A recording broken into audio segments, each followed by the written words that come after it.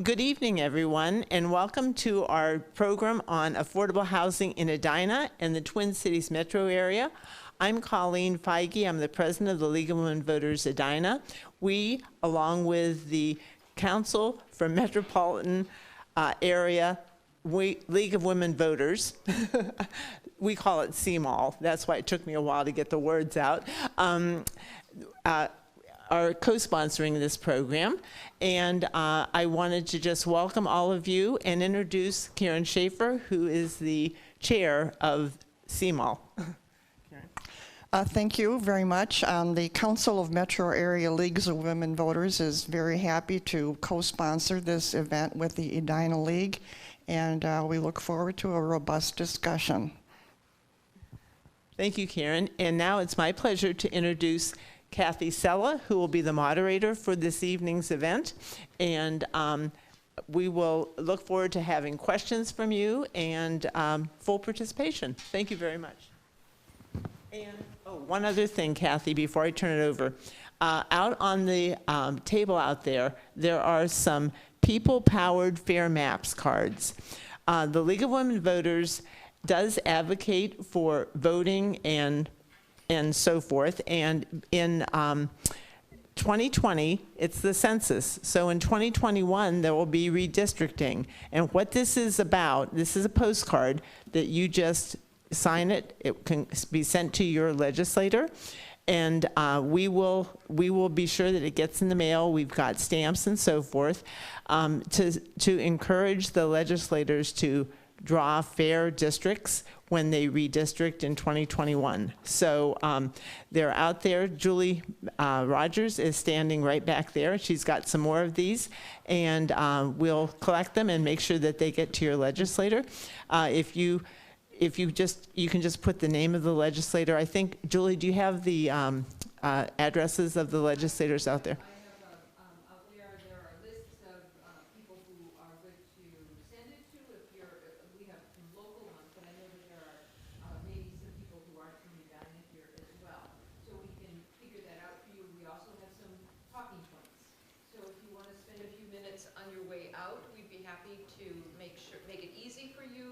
Advocate to make sure that we are supporting fair district maps. Thank you.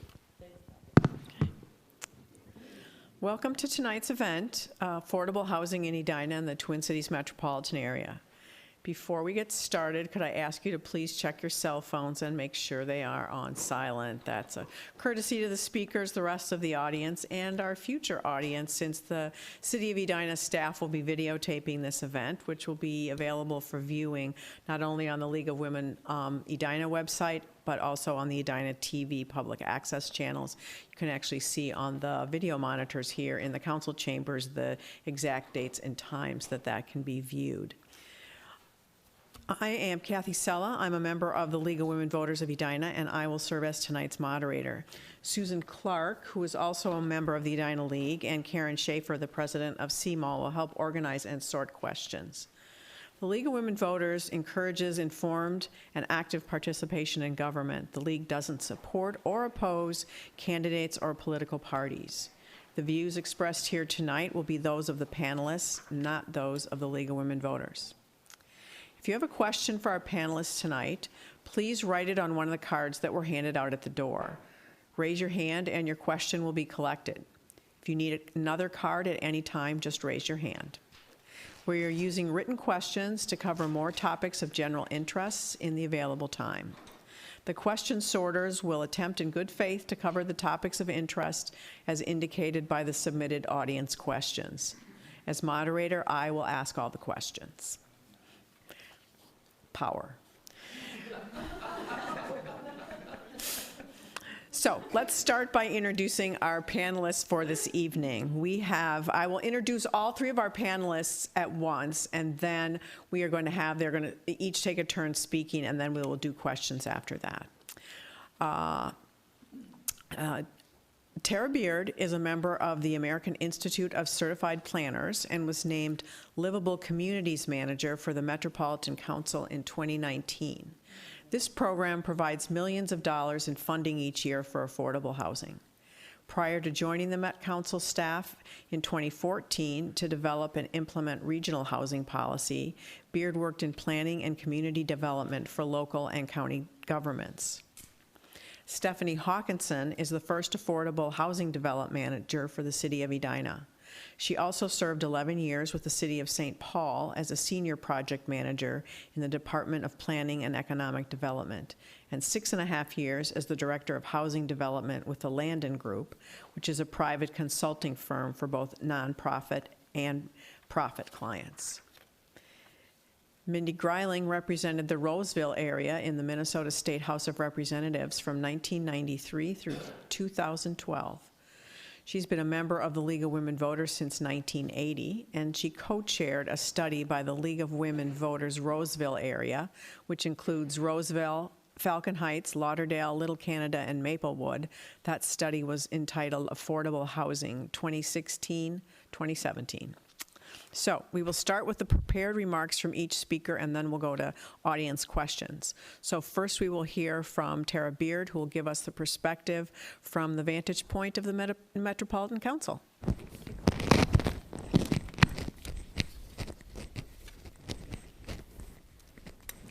feel like I'm accepting an award. I'd like to thank the Academy.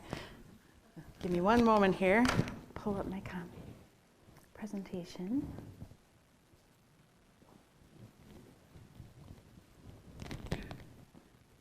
All right. Hello.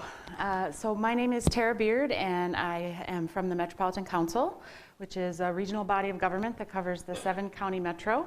And has a variety of roles, including the making sure that when you flush, the toilet water goes down, and operates also the regional transit service. There's also a community development division within the council that works with local governments on their comprehensive plans and other things that influence orderly and economical development in the region.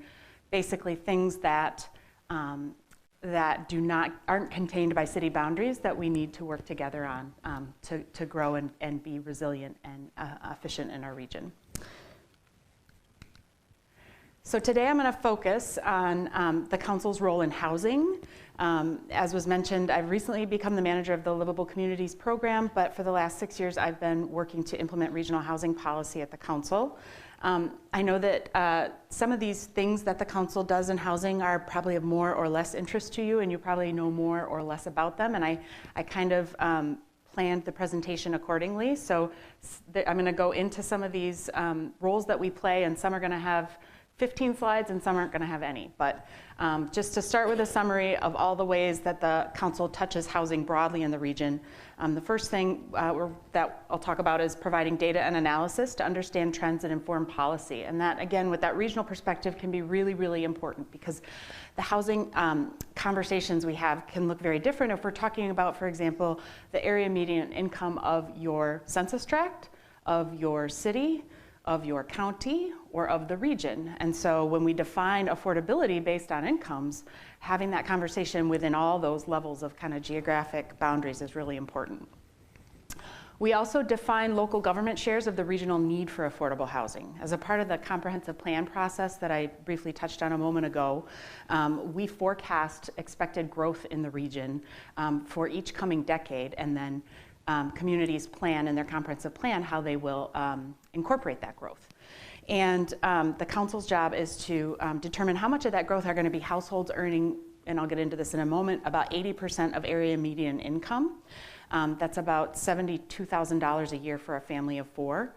And so we know that number of additional households. We expect that number of additional households to come to the region, and we need to allocate that number across the region in a way that makes sense so that cities can plan for their share, which is required in state statute in the Metropolitan Land Planning Act.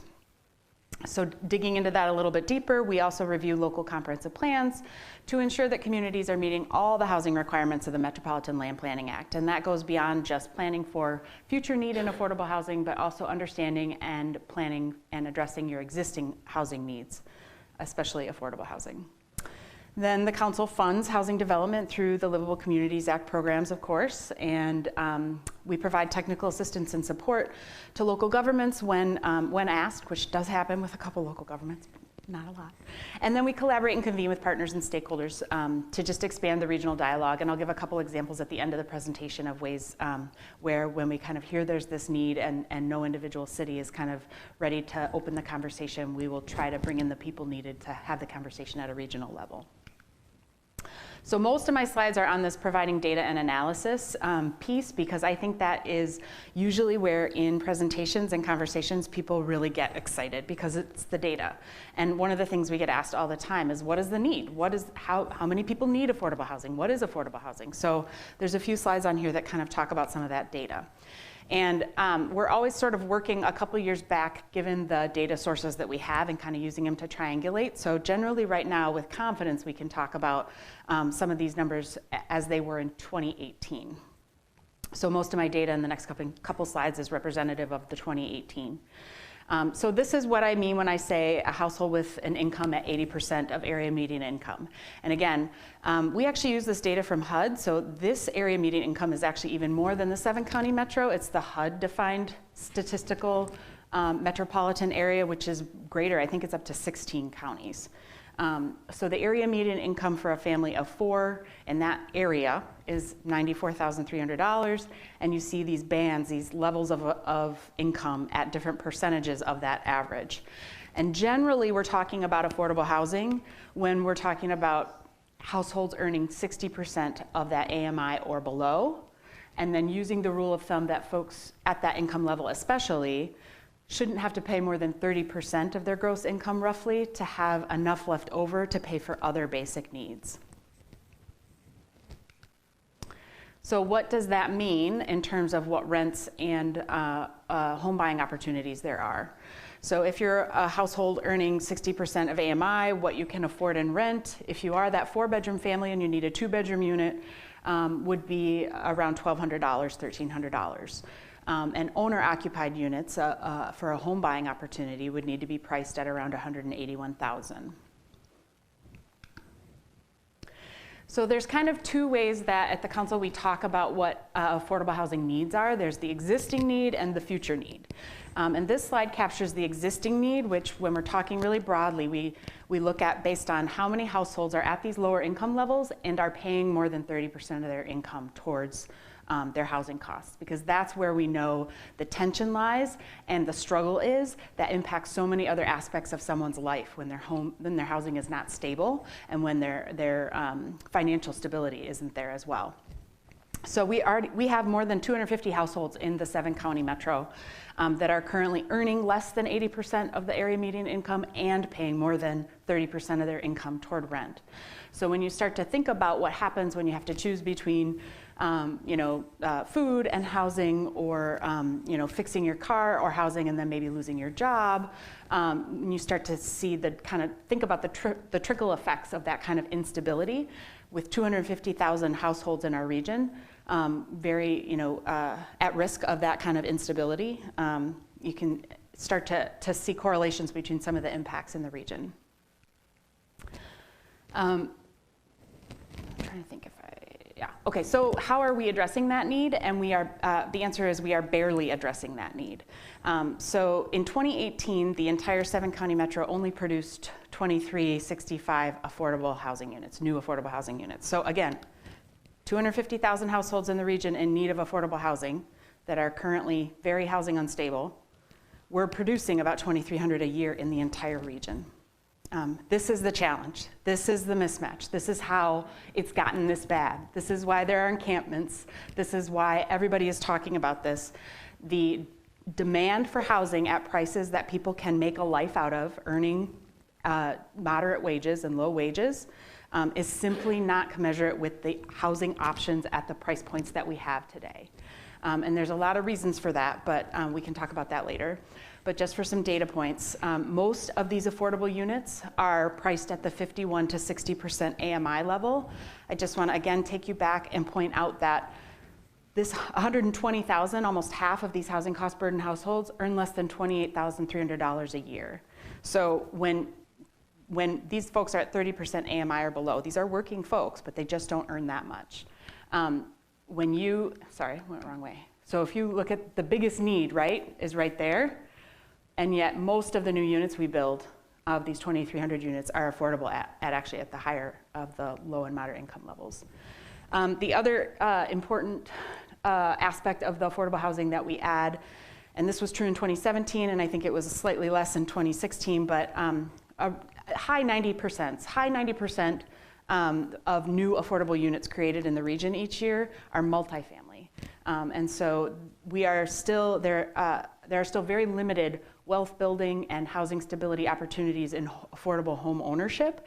And there's a lot of need there as well. It's not just rental. And we are doing a lot more to fund new affordable rental than we are affordable home ownership. And then finally, a third of the affordable units are age restricted. So, when you think about 2365, only 2/3 of that is actually available to working families, millennials, folks that are not 55 and older. That's not to imply at all that there isn't a huge need in that segment. So a little bit of a geographic scope of where these units got built, at least in 2018. You can see in the dark green, not too surprising that Minneapolis and St. Paul added quite a few. Sometimes in places like Blaine or Woodbury, you see the dark green, and it can often be kind of one or two big projects that added 100, 200 units in one project that can really kind of make a difference in how things look in a given year. So let's look at affordable housing production since 2011 to give a broader perspective, and you see a little bit more breadth of where the units get added. And again, the darkening green shows more units. I'm working on getting this map done where it's a share of affordable units compared to all the housing units built, because I think that would provide important context. If a community is only adding, say, 10 units that year, if only one is affordable, that's still 10%. That's more than the share that maybe some of these cities that are high producers built. And I think that's a slide I've been wanting to add to this. So, sorry, I wish I had it. Probably shouldn't have mentioned if I don't have it. Sorry. So that was sort of the slides about kind of how we collect and provide data about the need and the demand in the region for affordable housing and how the region is addressing it. So really important to understand when we're talking about what kind of policies and investments do we want to make to address this need. But the next aspect of the Metropolitan Council's role in affordable housing I'm going to talk about is how we allocate shares of regional need for affordable housing. And I kind of talked about that a little bit in the major slide. So we talk about existing affordable housing need, and there's a kind of a proxy for that are folks that are housing cost burdened and earning low and moderate incomes. But the projected need for the region is another thing that we do, and that's the purpose of planning, right? Is projecting and forecasting the growth that you're going to have in the region and the demographic makeup of that growth, and making smart and effective policies to help shape and guide and successfully absorb that growth. So, and this lives in the Metropolitan Land Planning Act, which is the statutory language that tells communities what has to be in their comprehensive plan. And it tells communities that they have to plan for their share of regional growth in need for affordable housing. And the council is the regional body that determines what that regional share is and then allocates it to the cities within the region to address in their comprehensive plans. So next two slides just cover the process, how the council determines that allocation, and then what cities have to do about that allocation. So we start with the need for additional affordable housing in the region in 2021 to 2030. We plan on a decennial cycle, so we update for every decade, usually a couple years prior to the decade turning. And we use land use models, we use economic models, we look at job growth, we look at past trends in migration and out-migration, we look at domestic migration and international migration, and develop this picture of what we think is coming. Everybody knows it's not going to be exactly right, but it's for long-range planning, and it's meant to kind of just provide some context, some shared context for us all to plan in a way that speaks to each other's plans. So the council forecasts that in the 2021 to 2030 decade, there will be a growth of 37,900 additional households in the region that earn 80% AMI or below. So that is the growth in need of affordable housing that we are starting from as we look at our long-range plans. in order to allocate that share to individual cities, we start by looking at what we call the pre-adjusted share, or it's kind of a fair share model. So that 37,900 is roughly 33% of all the household growth that we are anticipating. So we start by looking at an individual community's expected growth for the decade and applying that 33% to that number. So that's the pre-adjusted kind of fair share. We start there for every community that's expecting to grow with sewer service capacity. So we start there. Then we make a couple of local adjustments. First, we look at the existing housing stock in a community. At the time that we did the allocation, the average community share of affordable housing was around 63% of its housing was affordable at 80% AMI or below. And so if a community at that time had a greater share of existing affordable housing, their allocation from that original 33% will go down. And then vice versa. If it's a community with a share of affordable housing that's much less than the 62% average, then their allocation would go up. The adjustments always have to even out and add to that 37,900 though, so that we're planning for the region. Then we also look at access to low-wage jobs and low-wage workers. So for that measure, we take the center of a city in a 5-mile radius and we say, okay, what's the typical community's ratio of low-wage workers, low-wage residents, and low-wage jobs? Okay, that's the regional ratio. Now, is this community, compared to that ratio, have a lot of low-wage workers living around here, but not a lot of low-wage jobs? Conversely, does this community have a lot of low-wage jobs available in the area, but very few low-wage residents? And that would be an indication that, that whether you're importing or exporting low-wage workers, you would have an adjustment upward or downward in your allocation as well. Then, once we do those adjustments, we further look at the levels of affordability of that existing housing stock and apply that to a final kind of tiered allocation for deeply affordable, below 30% AMI, moderately affordable, 31 to 50, and 51 to 80%, which is the higher end of affordable housing. Is everybody with me? I know it's a lot. Okay. So that's how we allocate future need, and then we review comprehensive plans to look at both how communities are addressing their existing housing needs and their future housing needs. And basically, this is my only comp plan slide. You know, really what we're doing is we're saying, what's the story with your existing housing stock? What's the lay of the land? What's your allocation of need based on the formula that I just described to you? What are the tools that are available to you to do something about it? And what's your policy direction? What's your intention in terms of using those tools? And that's really what the Land Planning Act is saying that comp plans need to address in terms of housing in their comprehensive plans. And so that's how at the council we review them and you know, comment on whether or not plans are addressing those needs. I mentioned the Livable Communities Act programs, which funds a lot of affordable housing. So I just grabbed a couple data points. There's a lot more, but I'm probably close to my time, and I wanted to focus on the data points. But we have made over $40 million in local housing incentive account awards for affordable housing since the Livable Communities Act was passed in 1995. That's produced over 5,000 new affordable housing units and preserved over 3,000 existing affordable housing units. These are just data, this is just data from our local housing incentive account, which is only for affordable housing, but our other grant programs, while not requiring affordable housing, often fund projects that include affordable housing as well. So, so keep that in mind with these numbers. And that's really it for content slides. There were two other roles that we play. There's providing technical assistance and support to local governments and collaborating and convening with partners and stakeholders. I'll just throw out one example of the collaborating and convening. You know, in many collaborative environments and talking with many folks at different communities in the region about their housing needs and this sort of concern about the lack of new affordable home ownership opportunities. Started doing some research on different affordable home ownership models and learned a lot about what's available in the region and found that we have some parts of the region that have amazing tools and models that they're using impressively, including the West Hennepin Community Land Trust, which serves the city of Edina.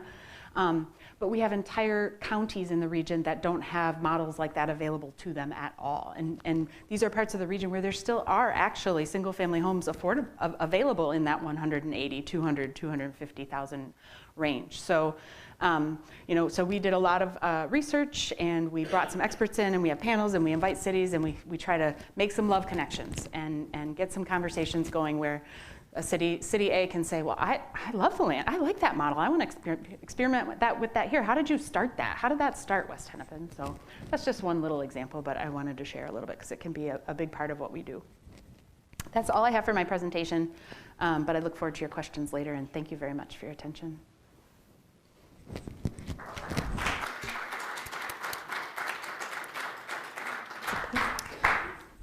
Thank you. Next, we'll hear from Stephanie Hawkinson, who will speak on the issues from the vantage point of Edina.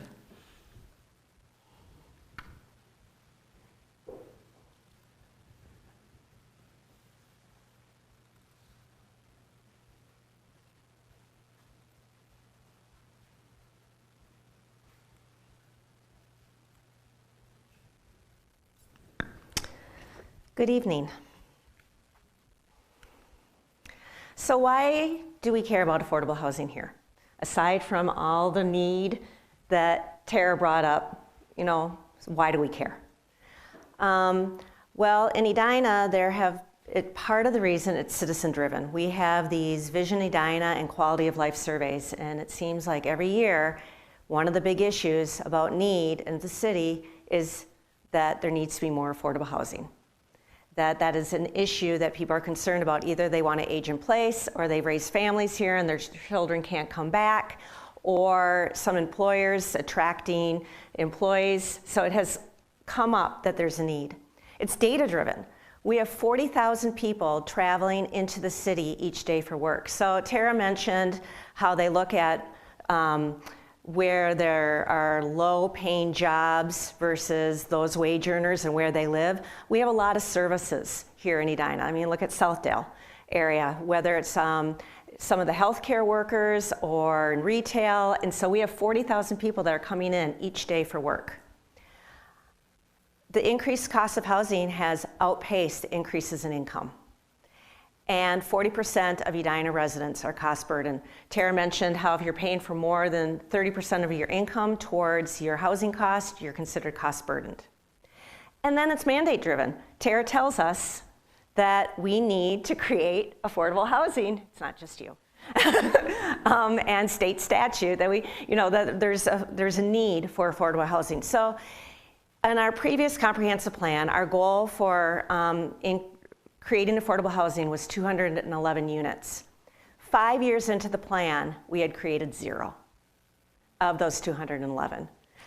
Our new comprehensive plan, based on those ratios and everything that was just discussed, our goal is over 1,200 units. And actually, I think that may have recently increased, but we're going to get more information on that later. So here's a demonstration of need. I pulled together some data. So on your left, you'll see in 1985 to moving right to 2020, and the blue dots are minimum wage salaries. And the red line is the average salary needed in order to buy an average cost of the median priced home in Edina. So since 1985 till now, well, granted, even in 1985, a minimum wage earner wasn't able to buy a home in Edina, but you can just see how over time the differential between the cost of housing in the city versus one level of wages. So on the right, if we're talking about not having cost burden, so I took 30% of income and I compared it with your average mortgage payment. So if your average mortgage payment is 30% of your income, so I compared the growth industries in Edina since just 2000 to 2020. So this is just a 20-year age difference or year span to the average mortgage payment in that same time. So the top line is the average mortgage payment for the average priced house in Edina. And then the 4 lines below it are the growing industries in the city. So even 20 years ago, public administration and health services could conceivably afford the average price home in Edina. 20 years later, there's no way. Those same people, if they moved into the city now, couldn't do it. So what does affordable mean? I'm going to go over this really quickly because Tara just went over it. For rental, when we're talking about it here in the city, we're focusing primarily on incomes at or below 60% area median income. Now, Tara said for ownership, it's $180,000. In Edina, since our Come Home to Edina program does allow up to $425,000, in part because of the housing costs in the city, and in part because at $120,000, if you have a really high credit score and no debt, you could afford a home that is $425,000. So in a perfect scenario, at the maximum income. She already went over what cost burden is. We should have coordinated our slides a little better. I apologize for that. This is the new numbers. Hers were 2018. These are the new numbers where 100% or $100,000 for a family of four is median income. So $60,000 is for a family of four at 60% of AMI. So we're not talking deeply impoverished. We're talking people that have decent jobs, but they just can't, just making it with the housing costs there are now is just very challenging. So in the city, we have three main general strategies: preserve existing affordable housing, produce new affordable units, and protect the residents of affordable housing. In 2015, we adopted a multifamily affordable housing policy that for any new construction over 20 units, a portion of the units had to be affordable to at or below 60% or at or below 50%, depending on what percentage they're going to make affordable, or they had to buy in. If they opted to not include affordable housing into their development, for every unit they're not including, the developer had to pay $100,000. And then we haven't tested this yet for new for sale developments like condominiums or townhomes. 10% of all the units had to be at affordable sale prices. So strategy one, producing new affordable housing. All those dots represent affordable housing in Edina. So we have some affordable housing. We're not meeting the needs. Now, the light blue dots are the Come Home to Edina mortgages. And then I know it's really small. It's just to give you a sense that their affordable housing is in all four quadrants, and it has a lot of different flavors. So here are some of the multifamily housing locations that we have. And you've heard about these, I'm sure, in the local paper or at meetings. And so they're primarily on the east side of the city, but they are somewhat spread out. And I would talk about each of these individually, but we have time limits. So since 2010, in multifamily housing, 2,600 units have been developed. Of those, 241 are affordable, so that's 9%. And this does include 2 that have been recently approved but aren't under construction yet, and those are the ones in yellow on the bottom that are both 100% affordable.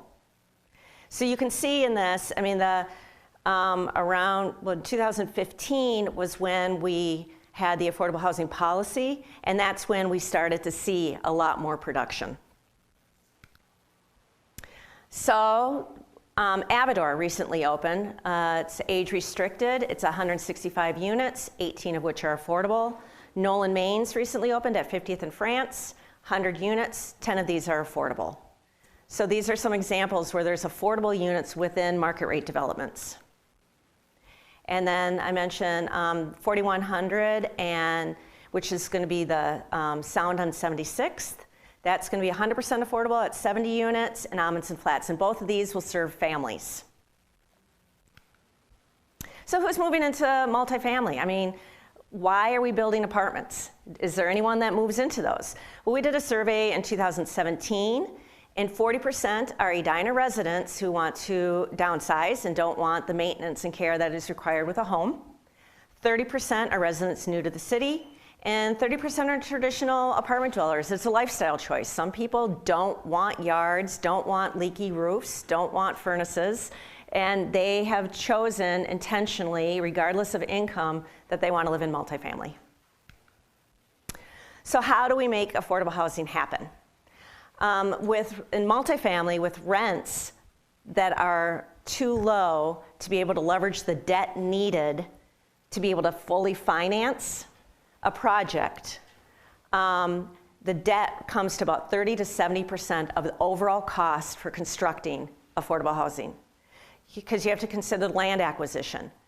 Here, it's really expensive. I mean, it can be $2 million an acre, roughly for land, and that's in some spots. I mean, that's not overall. You have to pay for the rehab or the new construction, the materials, the labor. There's all these third-party reports. There's professional fees, financing fees. I mean, so the capital stack is not just the bricks and mortar. There are a lot of things that have to go into construction of housing. So the city has various tools. We have Affordable Housing Trust Fund. We have a housing rehab loan program that is managed through Hennepin County. We work with the Land Trust. We have tax increment financing, our Come Home to Edina second mortgage program, our inclusionary housing policy. We have a 4D energy efficiency program to help preserve apartments that are already naturally affordable. And we offer density bonuses. So here's an example of an affordable housing project that was in Edina that was recently approved. So the blue boxes are all private financing. It's either tax credits or bank loan. The city provided some the financing in red that went towards the land. Then the green is from Minnesota Housing. Then we also provided TIF, and then they got money from the county and Metropolitan Council. So and this is a fully leveraged project, but because rents serve people at or below 60% of area median income, it can't all be debt financing. So preserve is another tenet, is preserving. You hear there's a lot of people want us, why, if it costs so much to build new units, why don't we just preserve the ones that we have? And that is laudable. And the term is NOAA, naturally occurring affordable. So they're not mandated to be affordable, they just are because they're older, they're lacking amenities. In Edina, there are 61 separate addresses that are rental apartments with 4 or more units. Of these, 27 have affordable rents, and 1,100 are deemed affordable as of November. So we want to preserve these, and we're working on it with different programs, but the owner, if we're going to become involved, they have to want us to become involved, but we're letting it be known that we're willing, and one is through the 4D program. 4D is a tax classification, so but in the state allows affordable multifamily projects that have rents that are affordable have a lower property tax rate. And if the city becomes involved in some way, they can get that lower tax rate. And that is one way to preserve those affordable units. But they have to opt in. We cannot mandate that they take part in this program. They have to volunteer. So it incentivizes them. We get into agreement for them to not increase their rents. We'll give them money, but then they have to sign an agreement saying, okay, we're going to keep our rents affordable then.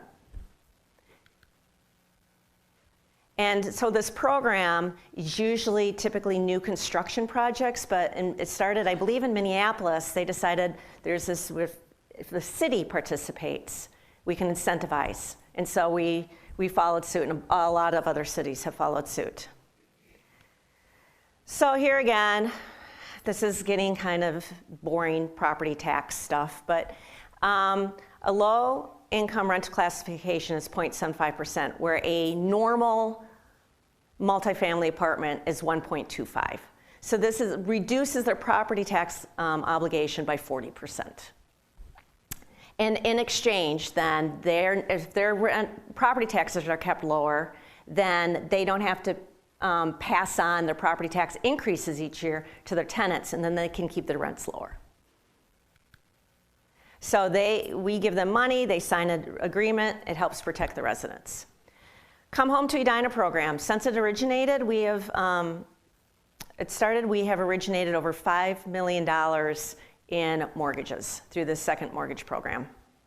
And they're little homes, they're condominiums.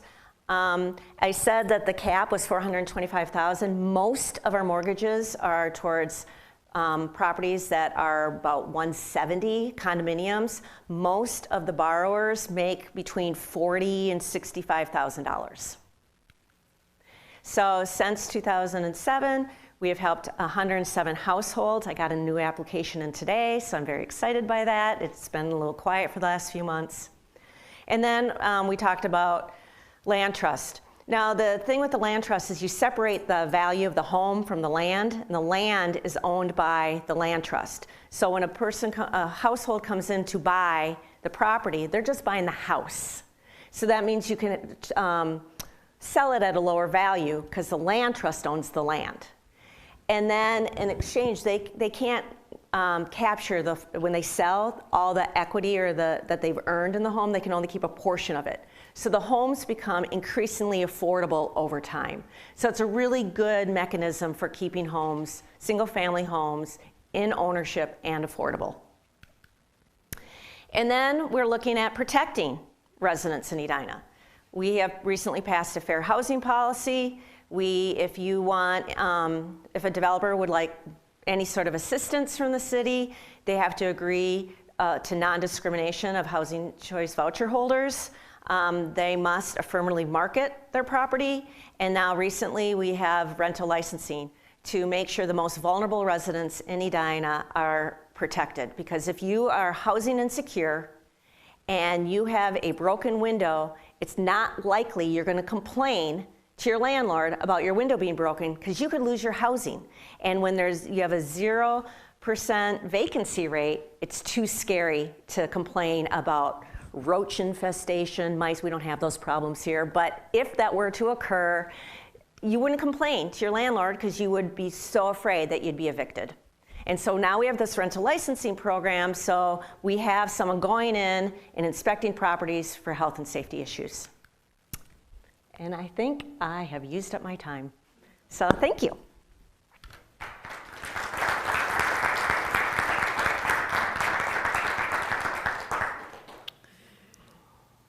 Thank you, Stephanie. Now we'll hear from Mindy Greiling, who will give us a perspective both from the standpoint of a former elected official and as the co-chair of a recent study on affordable housing. Thank you. Good evening. Thank you. I told Stephanie she couldn't leave here till she got me set up because I can just push the buttons backwards and forwards. I am really honored to be here with the two behind me who have all the information. When I retired from the legislature, I can't believe it was 7 years ago, I went back to the League of Women Voters, where I came from in the first place 20 years before that. How many here are League members? Quite a few. How many are from Edina?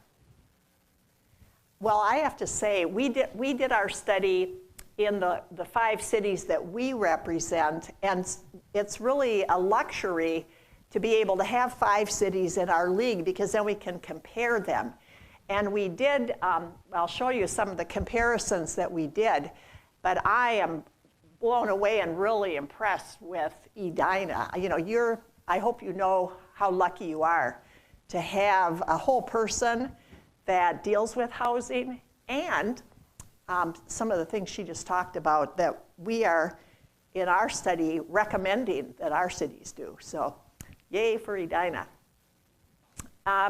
We originally, we did this study, as they said, from 2016 to 2017, and we originally were just going to learn about it. You know, we were starting already then to read a lot about affordable housing, and we just wondered how much do we have in our cities, where is it, kind of get the lay of the land. But we quickly became interested in, since we're a first-ring suburb, are we doing our share? Do we have enough? Does any city have enough? But particularly, do we have enough? And it was just dumb luck on our part that the Met Council comprehensive plans were coming due. So we were in the sweet spot where we could learn about what was needed, and then we could go to all of our cities as they were developing the latest version of their comprehensive plan for the Metropolitan Council, and we could give input as to what we thought they should include. So that was just, we didn't even know that was the timing that we had. But we did start out by, just as often we do in league studies, and you're not all members, but we start out trying to learn about it ourselves. Our goal is to educate the community, but first we have to learn about it ourselves. So we sat down with somebody from Hamline University who's a member of our league, and he just gave us direction of who we could interview, and we started out with the housing person from Washington County. And he said, rather than be threatening to your own 5 cities, start out with some other county where they can give you good advice, and also they can help you learn how you could ask questions so you could actually get answers, and what to watch out for so you don't get run around without getting answers.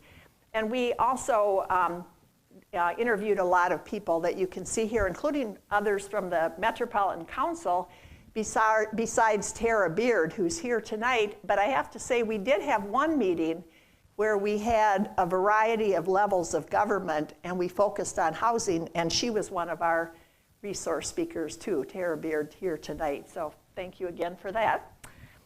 Kathy Tenbrook, who is now she's the Assistant Commissioner of Minnesota Housing, but even back then she was the Director to prevent and end homelessness. One thing she suggested is we, as league members, being generalists, not focus on the financing so much. She said, I don't even understand all of that.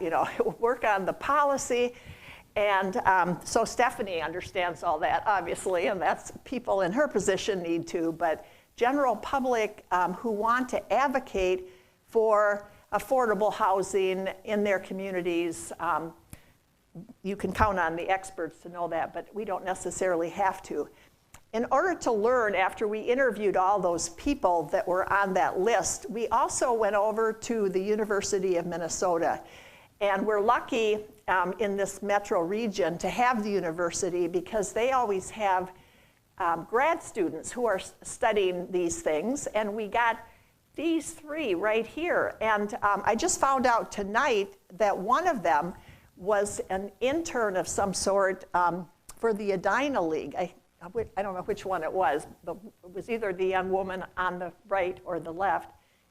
And the young man in the middle happened to be former Justice Rosalie Wall's grandson. So we had very talented students, and they helped us come up with profiles for the 5 cities, and they used census data mainly for their work. They came up with PowerPoints that we could take to all of our cities on what they were doing. We learned what is AMI, or Area Median Income. We didn't even know what that stood for when we started. We didn't know what NOAA, Naturally Occurring Affordable Housing, was. But it just took us talking to a few people, and we had working knowledge of the kinds of slides that the other speakers had, so I'm not going to go through them. And so I think, how many here are generalists and wanting to advocate as opposed to being professionals? So almost everybody. So in order to advocate, we don't have to know all the facts and figures. We just need to know what is needed, and then we can put our shoulders to the wheel. So one thing we looked at that was very fun to look at and not not too happy though. We looked at existing housing and what we had in our areas, and then we looked at what was needed and used the Met Council data for our cities. And so here's the fun of having 5 cities.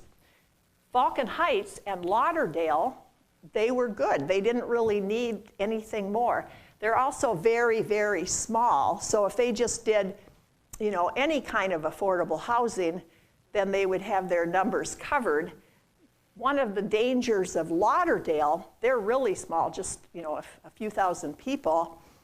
They have a ton of the naturally occurring affordable housing. So they have easily, without really doing much, met their goals. But if any of that is developed, you know, if some developer comes in and upgrades it, gentrifies it, puts in granite countertops, you know, all of a sudden then they won't be meeting their needs. So, you know, I hope they would take a good look at what Edina is doing to make sure that that naturally occurring affordable housing stays put for people who need it. And then Little Canada, Maplewood, and Roseville together need more affordable housing.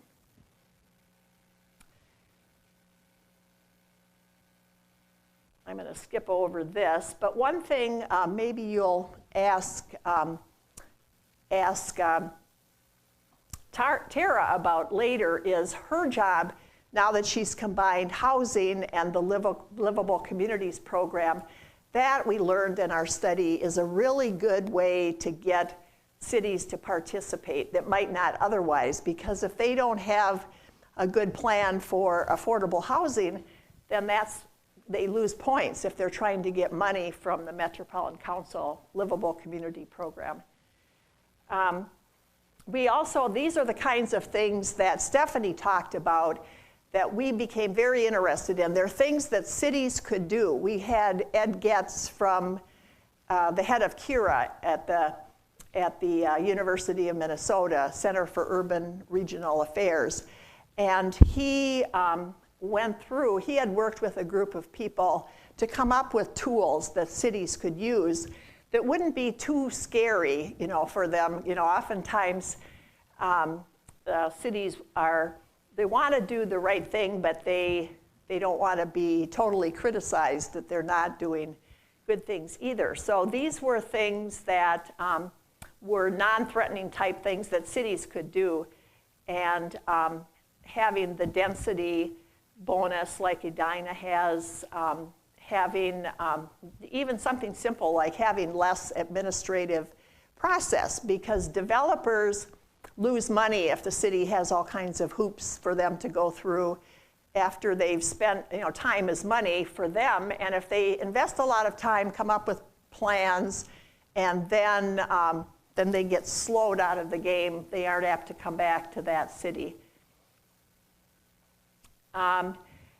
We also were interested in low-income renters who had the vouchers, and so to have the kind of things that Edina is doing there, to say that if you're going to work in our city, then you can't discriminate against people who have vouchers. I think we've all seen that a lot in the newspapers, where Minneapolis, for instance, is, you know, kind of leading the way in trying to make sure that everybody has to take a certain percentage of people who have vouchers if they're going to operate in that city, or who need affordable housing at least.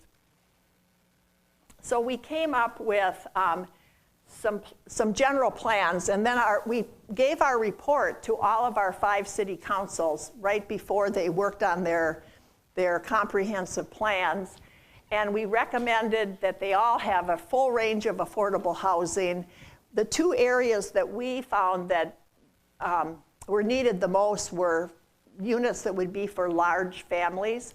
You know, if you're talking about immigrant families, or you know, just some of the low-income families are very large, and it's very hard to find those units that can accommodate a family if it's just 1 bedroom or even 2 bedrooms.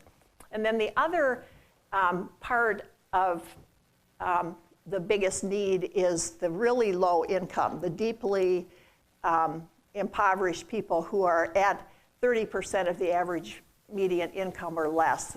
Those are the units that we found were needed the most as well. And I can tell you from just the advocacy that we've done in our cities for whenever affordable housing comes up, the League tries to go there and be the positive voice in the room. And the neighbors who don't want affordable housing, you know, we call them the not in my backyard NIMBYs, they don't understand, like people who are here learning about this tonight, they don't really know the difference in the area median income levels. You know, if it's somebody coming in with an income of 80,000 or 28,000 or whatever, they still object just as much. And so, you know, I tell the city council members, it doesn't, you might as well put in deeply affordable housing and you won't get bashed anymore by the people who don't want it in their neighborhoods as if you were putting in the higher income affordable housing. We have manufactured home parks in 3 of our 5 cities, so we try to have the cities protect those. If they ever would go away, we would lose a lot of affordable housing. I saw that Edina has licensure for rental units. Some of our cities do, and some of our cities don't. And I'm happy to say that one of our cities, our biggest city, Maplewood, did not have licensure for their rental units, and now they do after we recommended that. Because that gives them a chance to make sure that where people live is livable. In Roseville, where we also have licensure even before the League study, we have one really awful, large, affordable housing. It's affordable, but it's not well maintained, and the owner, you know, doesn't keep it up, and the people can't afford to go anywhere else, so they still live there. And Roseville, because of their licensure, is able to crack down on them. So they're able to say, you know, if you're turning over units, and then before you have a new occupant, you have to get things up to code. Things like that, when you have licensure, like there is at Edina here, you can do. So the other thing that the League is doing, and it sounds like a lot of people here are like me and like our League members, we're just generalists who support affordable housing, and we want to figure out what we can do. So the League is, you know, tries to work with other organizations. After we finished our study, the first project that we went in Roseville, it was a SANS development. We testified and we tried to get our members. I think we had a couple of the 2 first rows were filled with League members. And still the council got shouted down by so many people who didn't want it. So they, some of them even changed their vote during the day from what we thought they were going to vote on. And so it ended up only 1 council member voted for it that night. And they did go back later and I think managed to somehow get it in later. But in the face of all those very negative people, it's harder for elected officials to do the right thing. So all of us should, you know, try to pay attention to when there is a project and show up. And so one of the things that these are just some advocacy things that we did, and here's where our study is on the web page, so that can maybe stay up as long as I'm the last speaker. If anybody wants to look at the interviews we did, the people we interviewed, our detailed recommendations. But I just want to end then by saying, in addition to the League members, and we didn't have success with that first hearing in Roseville, the next hearing that Roseville had, in the meantime then, some other people, but also League members, started something called the Roseville Housing Network.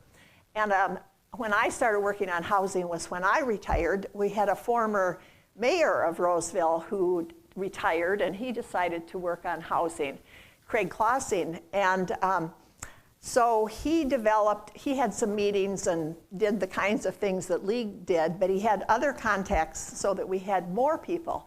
So we have our League database, and he has his Roseville Housing Network database. And so the last hearing that we had, yes, it was seniors, which is a housing project for seniors, which is easier than if you're going to have younger people when, as far as neighbors not wanting them, but the neighbors still didn't want them anyway.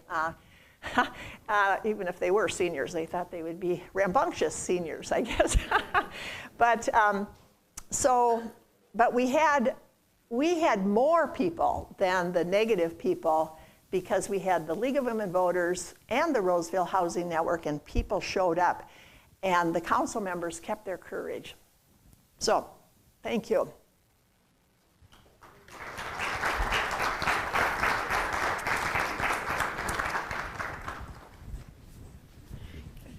Thank you, Mindy. We're now going to go to audience questions, and any and all panelists can respond to any of the questions if you feel you have something to add. So our first question is, what can you do to reduce the capital and development costs of affordable housing? If we see projects that are running at $500,000 in development costs per unit, we could serve more households if the costs were lower. I'll take a first stab at that. Yeah. There are some fixed costs and some that can fluctuate. I quite honestly have never heard of an affordable housing development that has 500. If you get financing through Minnesota Housing, which most multifamily affordable housing projects do, they have caps, or else they won't finance it. And so that is roughly around $250,000 per unit. But even so, there are lots of efforts out there trying to figure out how to do exactly that. Affordable housing is one of the most regulated housing types around. And so when you have multiple different funding sources, you can also have 12 different attorneys. So there are some folks who are saying, and there have been some efforts to, instead of having 12 different, if there's 12 funding sources, 12 different loan documents and 12 different mortgages, and to have universally accepted documents, because then you don't have to have all these different attorneys looking at them, because the documents would read pretty much the same thing. So there's that area. There are some looking at modular housing where the construction takes place off-site and they bring them in, pretty much all constructed units. That's being looked at. So there are different technologies that are being looked at to reduce the costs. But one thing that is a highly variable in different communities and what makes it really high in Edina is our land cost.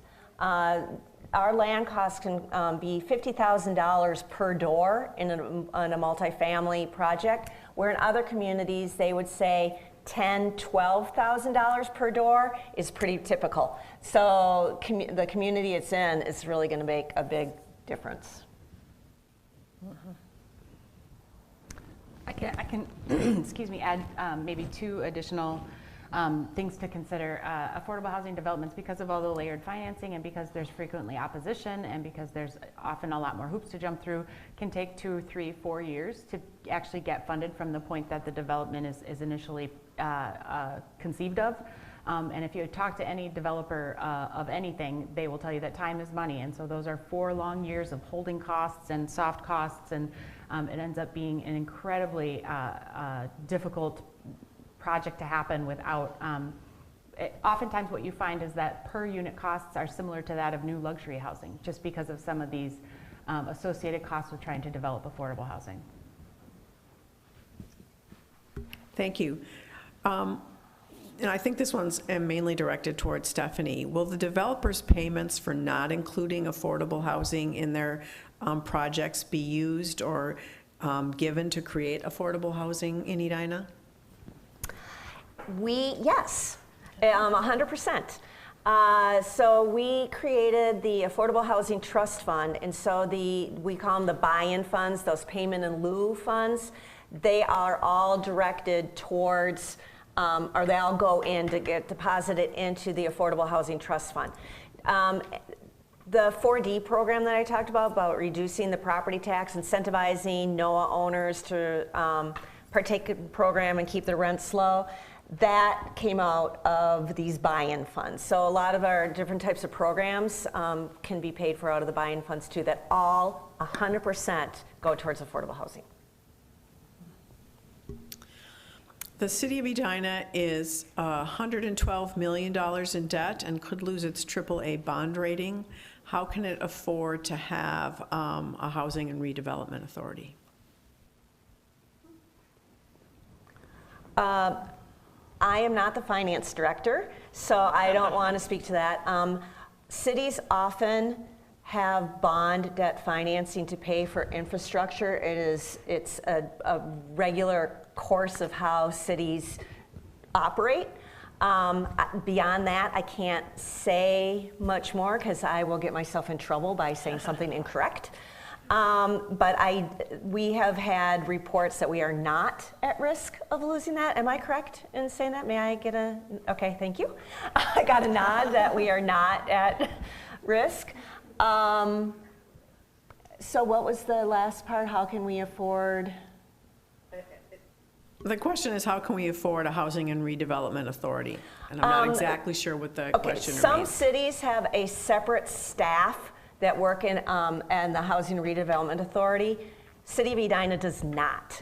So the Housing Redevelopment Authority are volunteer. It's the same folks that sit on the city council, sit on our HRA, and so it doesn't cost anything to have an HRA. If I could, I'll just jump in as well.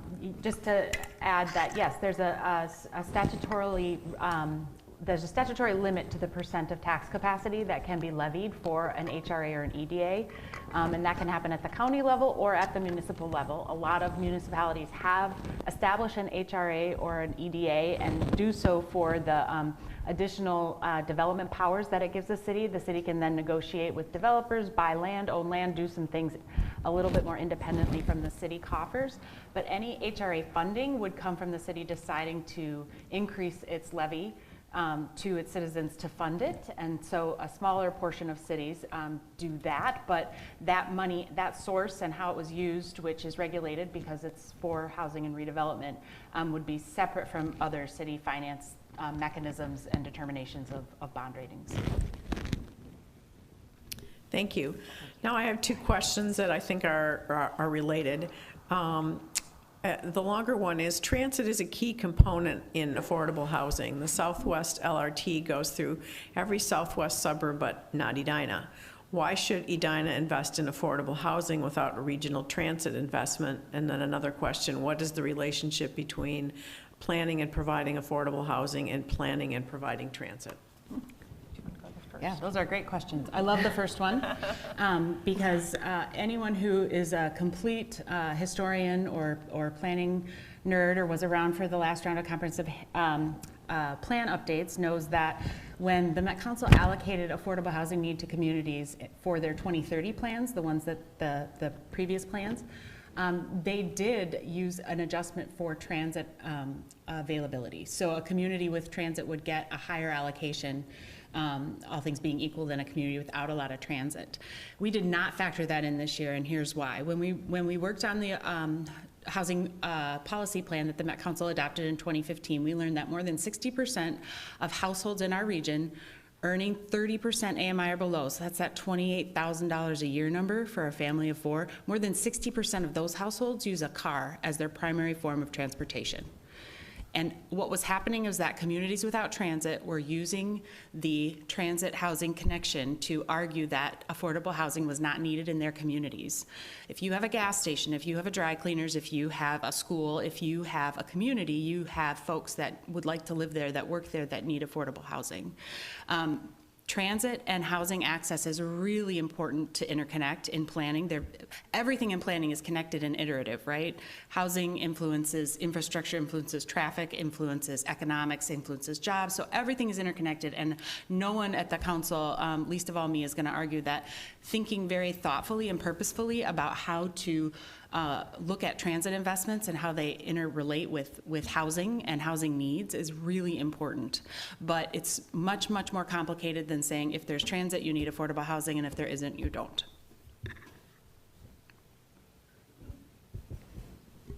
Okay. Well, with the increasing costs to maintain city streets, administration, parks, et cetera, how will we be able to maintain our city heritage without substantially increasing density?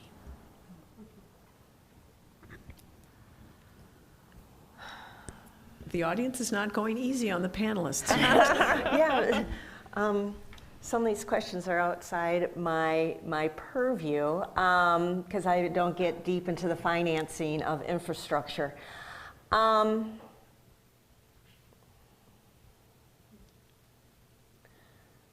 I'm not quite sure how to answer that one. Do you want to take this? Yeah, I was going to say, so I can't answer for Edina and Edina's heritage or culture, but one of the things, you know, when we had a panel that included Ed Getz from the University of Minnesota, Kira, and we had Chip Hallbach, who was almost ready to retire from the Minnesota Housing Partnership, and we had Representative Alice Hausman, who chairs the Housing Committee now and has had the bonding committee at the state level.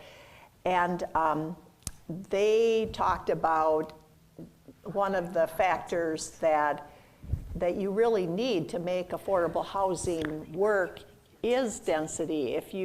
We have up in our area used to be the Arsenal site up in Arden Hills, and people there in Arden Hills just wanted big, huge lots, and they didn't want the density that the developer said was needed if there was going to be any affordable housing in that area. And the county board had passed the whole discussion along to one county board member, Blake Huffman, who represented that area, and they kind of left it to him. And so by the time they all started paying attention to that area, and we in the league took a lot of credit for the fact that they started paying attention, because we have them once a year, they come and talk to league members, and we always started asking them once we got educated on this topic, what are you doing about affordable housing? And since Blake Huffman left the county board and he's replaced with a woman who's strongly for affordable housing, another person who hadn't been thinking that they needed to spend as much money on it, there's another new person there. So all of a sudden our Ramsey County board is really very good on affordable housing. So then they said they want the Arsenal site, Rice Creek watershed, or I guess Rice Creek Commons we call it now, to do the density. So they're just, banging their heads with people in Arden Hills who want the setting that they've always had, and not so much traffic, not so much density, but the common good that, league type members or now the county board and a lot of the people in the rest of the county want affordable housing. So it is a huge culture change for communities that haven't had that density. And then we also have the Ford site in Ramsey County where the old Ford plant was, that they had the neighborhood controversies there if they were going to have, how much park and how much trails, but also what about the affordable housing? So that is something that, we learned in our study, all communities, all 5 of our communities have to wrestle with. We have Little Lauderdale that is very dense. Some of those yards are postage size stamp size yards, but once, if they ever were going to put in a big high rise of dense affordable housing, I'm just sure there'd be people there that wouldn't want it either. And then we have our other communities that have bigger lots, but it's just something really hard that people have to wrestle with and try to decide what the right thing to do is, or there's usually compromises. I always suspect myself, if I were a developer and I was coming in, I would ask for 10 stories more than what I wanted to end up with, just knowing there's going to be neighborhood opposition. I'm kind of joking and kind of not. But, you know, I just think it is really hard. I have to say one last thing. We had two league members, these are leaguers who really learned and studied affordable housing, really wanted it. And then when we were looking at that one that I told you about where the council lost their courage, the sand development, two of them hadn't known that much about that specific project. But once they learned about it, they realized that was in their neighborhood. and that just gave them a whole different feeling, because you can be for it if it's going to be somewhere else. You know, often the one that finally passed with the seniors, people there said, well, it's right on Rice Street.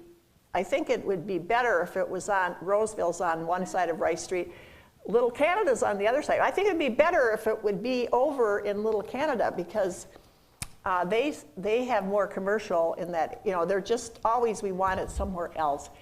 But it has to be somewhere, and so that's just what city staff and elected officials are for, to negotiate those really hard things. And I'd like to say that one thing we can count on is change.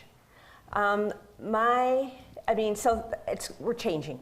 So when we talk about what is heritage, I have a hard time knowing what you mean by heritage. Do you mean 20 years ago? Do you mean 50 years ago?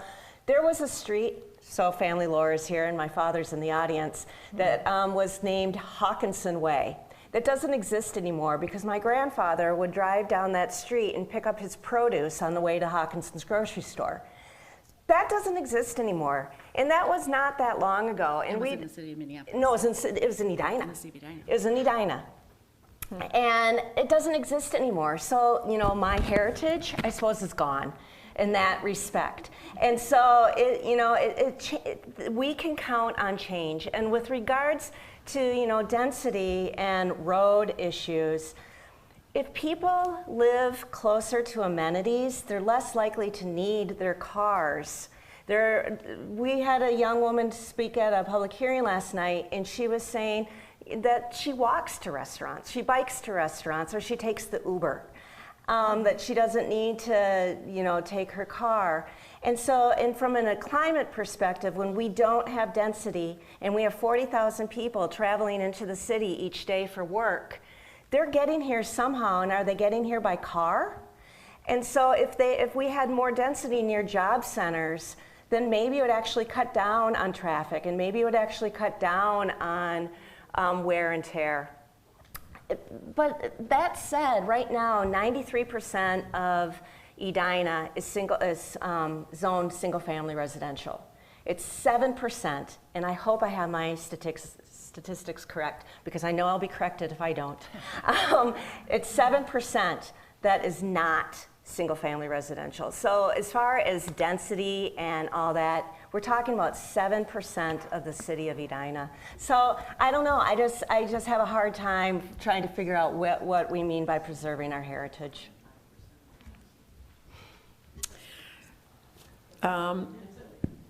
Okay, now one that's going to be a little easier. How is income verified for affordable housing? You know. Okay. Income is verified by looking at, it could be tax returns, pay stubs, investments, credit score. So the property managers look at a variety of documents. It's not self-reporting. It has to be true source from, you know, the Social Security. It has to be some official document that is looked at to determine income. Thank you. When property taxes are reduced versus the 4D concept, does that mean that other homeowners in the city cover the difference? So the city has a budget, and they figure out what the budget is, and that helps figure out what the taxes are. I talked to our finance director before implementing the 4D program, and first of all, we haven't had any takers. I think I have someone interested in it. But he said that because it's a 20 4-unit buildings, that it'd be pennies. Yes, it is absorbed by other property tax paying entities. So the same amount of tax revenue does come into the city, but it's pennies per household. Single-family zoning, in effect, bans affordable housing and reduces diversity. Would the Met Council consider banning rigid single-family zoning in the metro area to promote affordable housing? I think I can safely say no. That's a really interesting question. I think that there's a lot of opportunity within single family to expand affordable housing options. I kind of touched on that before, and that's a particular passion and interest of mine, is expanding affordable home ownership options in the region. But I think we still have communities in the region with zoning codes that require minimum lot sizes of, $20,000 and minimum attached garage stalls of 3, stalls per unit. And I think that the idea that, I think it's a really good question. I'm doing the, what do I think? What does the council say? What does the council say? So I'm sorry if you're seeing me feel like two people are talking on my shoulder. You're correct. The council does require minimum densities for parts of the region that are served by our sewer systems that we pay for and use and allow you to flush your toilets. And that's based on, math that says this is how much it costs us to maintain that sewer service. Ditto with, some wastewater treatments, with the cost of treating water. And so, I think the council, representing such a broad part of the region, from rural farm communities to Minneapolis and St. Paul, is really often looking for what works best for the most people and what is reasonable for everybody. So if you're doing septic and you don't have resources that you're using that the council owns and operates, my sense is, and I think this is probably statutorily, this authority isn't given to the council, dictating density in that community, it has to be based on something, it has to be for a reason. And so my experience with the council's density requirements have to do with how it's tied to systems that the council operates and the cost of those systems. And so I think that would continue as well. But that is a little out of my wheelhouse as well. So caveat. Okay, this will be the last question of the night. Would Edina consider a program to encourage residents who are selling affordable houses to sell to someone who will keep the house affordable? Yes. Not to be flippant, but yes, of course. We have private property laws, so people can sell the home to who they want to. And what has been a challenge in the city is there are very aggressive builders who will buy a home that you don't have to paint or stage or fix the leaky roof or upgrade the furnace, and they'll buy it and they'll outbid a homeowner who has to get pre-approved by a lender and would want the leaky roof fixed and wants to walk in a house that's staged. And so if I, as a city, being a steward of the public dollar, were to, let's say they're a program and I could offer the appraised value, and a builder went in and offered $10,000, $15,000 more, homeowners have the right then to sell to who they want to. If they wanted to sell to me at a lower cost, then I think that is a program that, I'm toying with trying to figure that out. Well, and correct me if I'm wrong, Stephanie, but the city has contributed toward the acquisition of single-family homes in Edina that are part of the West Hennepin Community Land Trust. Indeed, we have. Which keeps the home perpetually affordable through the home ownership and sales cycle. So the city has put money toward a mechanism that keeps some single-family homes affordable in perpetuity. Correct.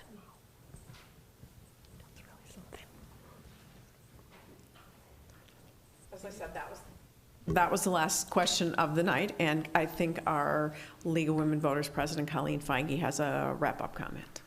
Yeah, I do, and I'm not sure working right now? Yes. It is, okay. This morning, the League of Women Voters Edina had a program on race and equity, deep and wide. Heidi Lee, the Race and Equity Coordinator in Edina, was the speaker. And the question that was about heritage, how do you maintain the heritage? I thought this was kind of an interesting way to sort of wrap this up. And she said, you know, certainly heritage is important, but Edina and the metro area are changing. I mean, as you said, change is inevitable. And she had a really good quote from Grace Lee Boggs, I believe, and I wrote it down. If we want to see change in our lives, we have to change things in ourselves. And I think that is really important to think about with this, because heritage is important. I mean, there's no question, but things change. You know, what was internet 20 years ago? Or, you know, that sort of thing. So I think it's important to kind of keep that in mind. And with that, I would like to thank our moderator and our panelists. You've been very informative and helpful, and thanks to the CMAL, as I call you, as well, and all of you for attending tonight. I think it was a nice wrap-up to the morning and the evening event. Thank you very much for coming. Thank you. Oh my gosh, tough question. Tough questions, man. They seem like such a...